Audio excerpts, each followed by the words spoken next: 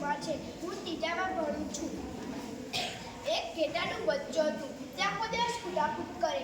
એક દિવસ તે તેના દાદીના ઘરે જવાનું મન થયું.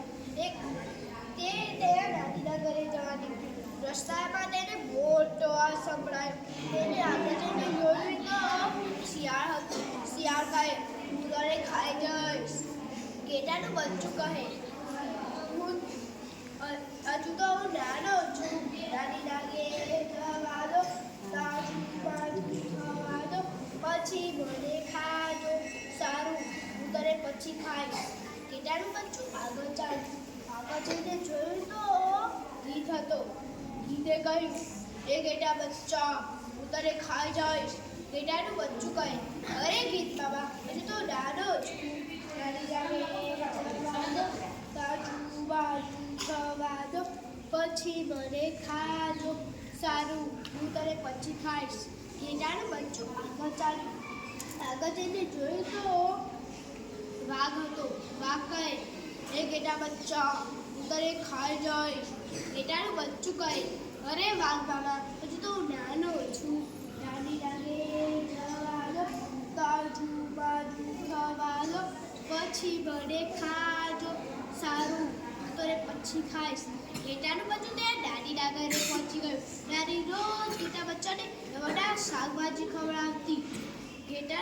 એક દિવસ ઘેટાના બચ્ચાને તેના ઘરે જવાનું મન થયું.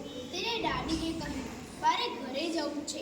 દાદીએ કહ્યું, હું તને ઢોકળું બનાવી આપીશ. તેમાં બેસીને તું તારા ઘરે જતો રહે છે. બીજા દિવસે તેના દાદીએ તેને ઢોકળું બનાવી આપ્યું.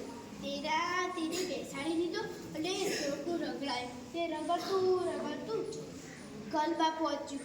ત્યાં વાઘ આવ્યો. વાઘ કહે, એ ઢોલકા, તે ઘેટા બચ્ચાને જોયું? ઢોલકું બોલ્યું, ક્યાંનું બચ્ચું, ક્યાંનો તું? ચાલ ઢોલકલા ઢબકાડું. ઢોલકું આગળ ચાલ્યું. આગળ જઈને જોયું તો ગીધ હતો. ગીધ કહે, એ ઢોલકા, તે ઘેટા બચ્ચાને જોયું?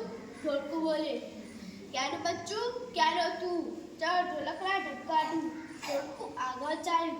આગળ જઈને શિયાળ આવ્યું. શિયાળ કહે, એ ઘેટા બચ્ચા, એ ઢોલકા, તે ઘેટા બચ્ચાને જોયું? ઢોલકું બોલ્યું, ક્યાંનું બચ્ચું, ક્યાંનો તું? ચાલ ઢોલકલા ઢબકાડું. પછી શિયાળને લાગ્યું, આ ઘેટાનું બચ્ચું છે. તે તેની પાછળ દોડવા લાગ્યું, પણ પકડી ના શક્યું. ઘેટાનું બચ્ચું તેના ઘરે પહોંચી ગયું. ખાધું પીધું ને મોજ કર્યું, બધું એક કૂતરાને દીધું.